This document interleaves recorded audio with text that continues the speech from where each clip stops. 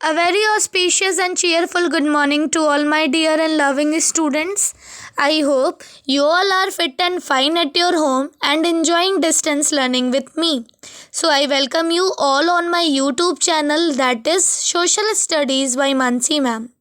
So dear students, today we are going to discuss Social Studies for class 8, and in this video we are going to learn about factor affecting industrial location, and after that we will continue with industrial system and industrial region. So without wasting much time, let's start today's topic.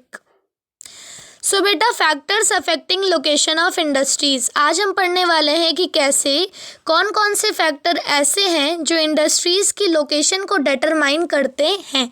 अब आपके सामने एक question आ रहा होगा कि industries को locate करने के लिए हमको एग्जैक्ट लोकेशन की ज़रूरत पड़ती है, तो आंसर इज़ यस।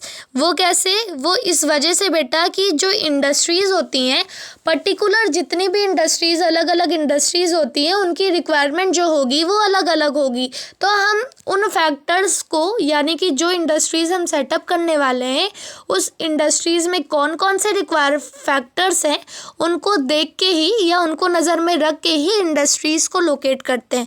तो what are the basic factors that determine location of industries, हम चार्ट के थ्रू समझते हैं।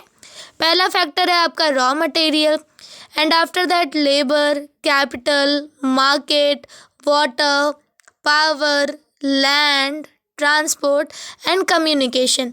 All these factors affect in location of industries. ये सारे factors जो हैं वो industries की location को affect करते हैं। कैसे?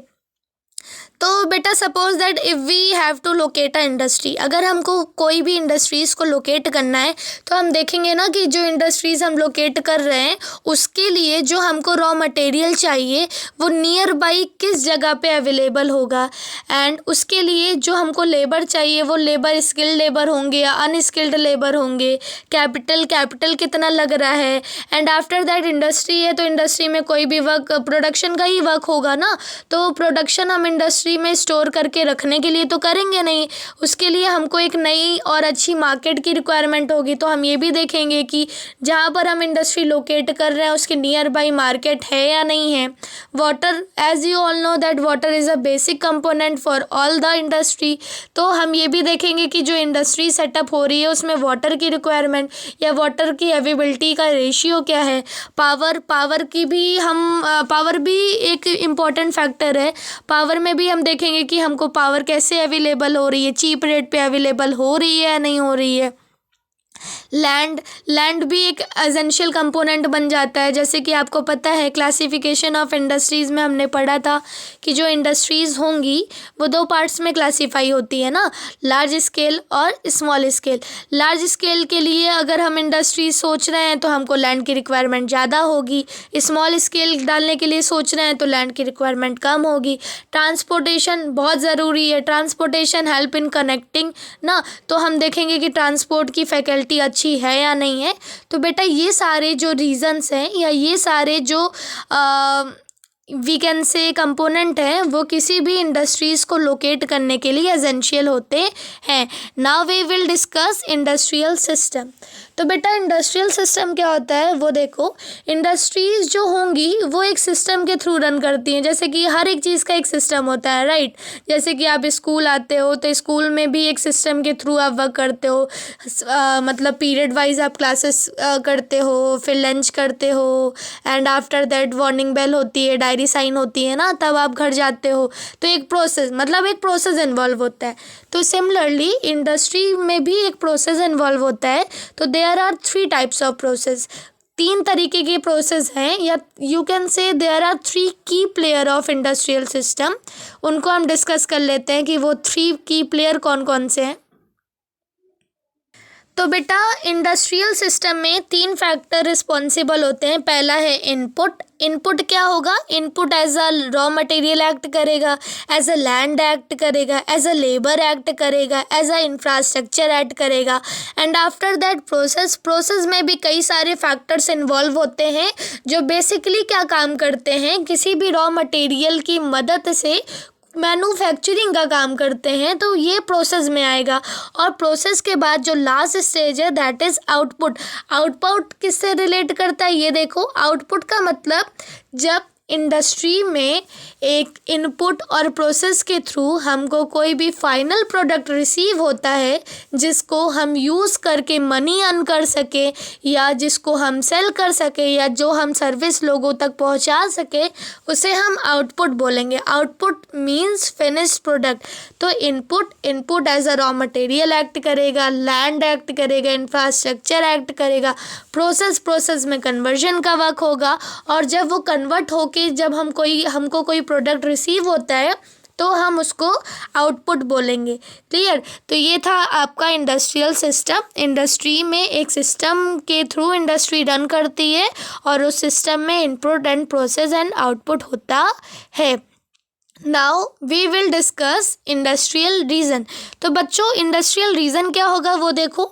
Industrial region means you can say कि जहाँ पर कई सारी इंडस्ट्रीज़ लोकेट होती हैं, जिस एरिया में लोकेट होती हैं उस एरिया को हम लोग इंडस्ट्रियल रीजन या इंडस्ट्रियल सिटीज़ बोलते हैं।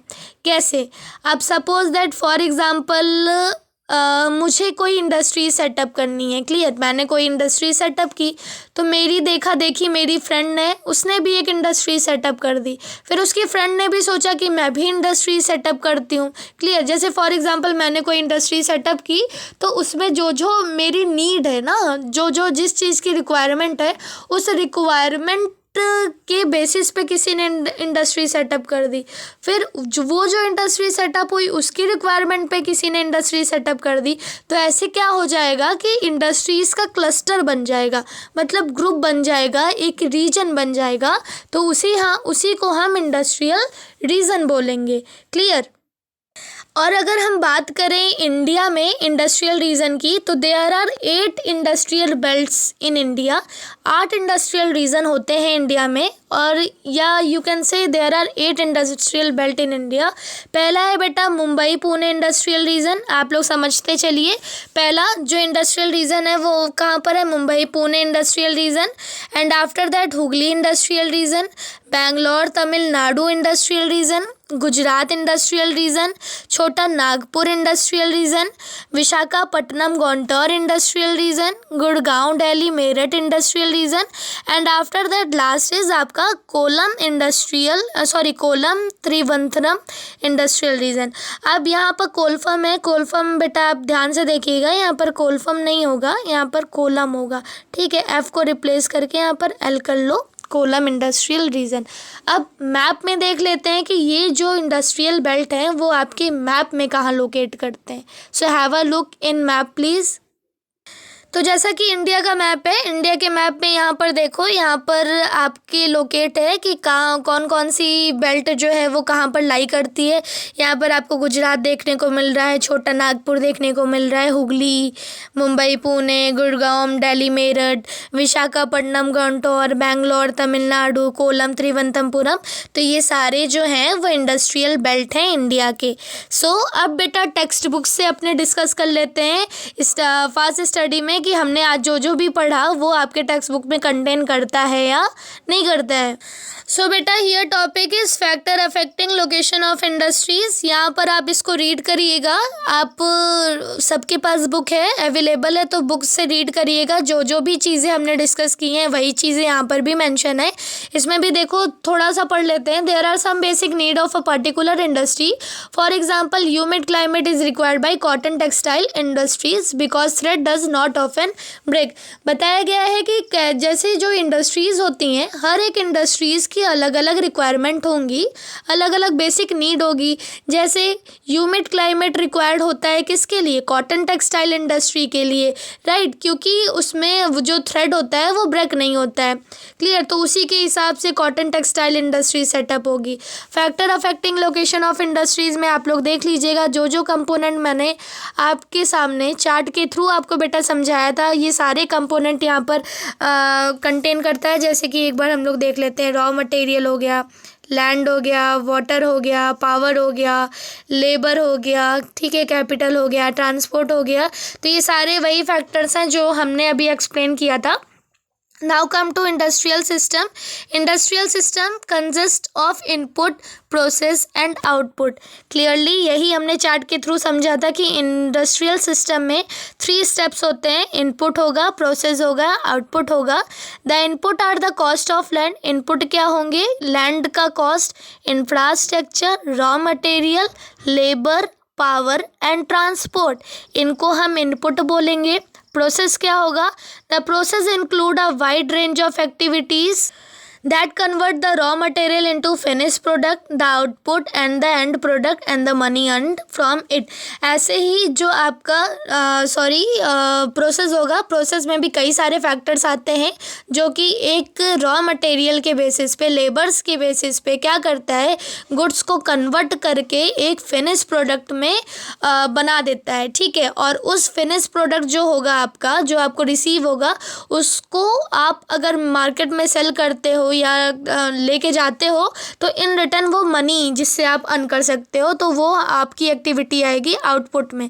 क्लियर. तो इंडस्ट्रियल सिस्टम में 3 प्रोसेस इन्वॉल्व होते हैं, input, process and output.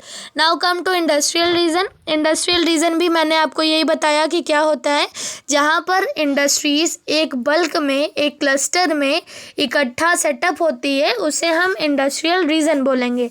Definition book से देख लेते हैं. Industrial region emerge when a number of industries relate to each other and interdependent for product and byproduct cluster together to take the benefit of availability of raw material. Industrial region वो जहाँ पर industries के back to back industry setup हो जाए, उस reason को, उस areas को हम लोग इंडस्ट्रियल रीजन बोलेंगे. और ये जो इंडस्ट्रीज़ हैं वो एक दूसरे पे इंटरडिपेंडेंट भी होंगी. Clear. As a raw material पे होगा, कुछ प्रोसेस के थ्रू होगा, कुछ पैकेजिंग, लेबलिंग. आपको पता है ना कि कोई भी प्रोडक्शन होता है तो उसमें कई सारी चीज़ें इन्वॉल्व होती हैं, राइट. तो ये इंडस्ट्रियल रीजन आ गई बेटा. अब हम बात कर लेते हैं कि आपके वर्ल्ड में, अच्छा एक टॉपिक रह गया था हमारा, वो ये था कि इंडस्ट्रियल रीजन आपके वर्ल्ड में कितनी है, तो डिस्कस कर लेते हैं. Eastern northern America, western and central Europe, eastern Asia.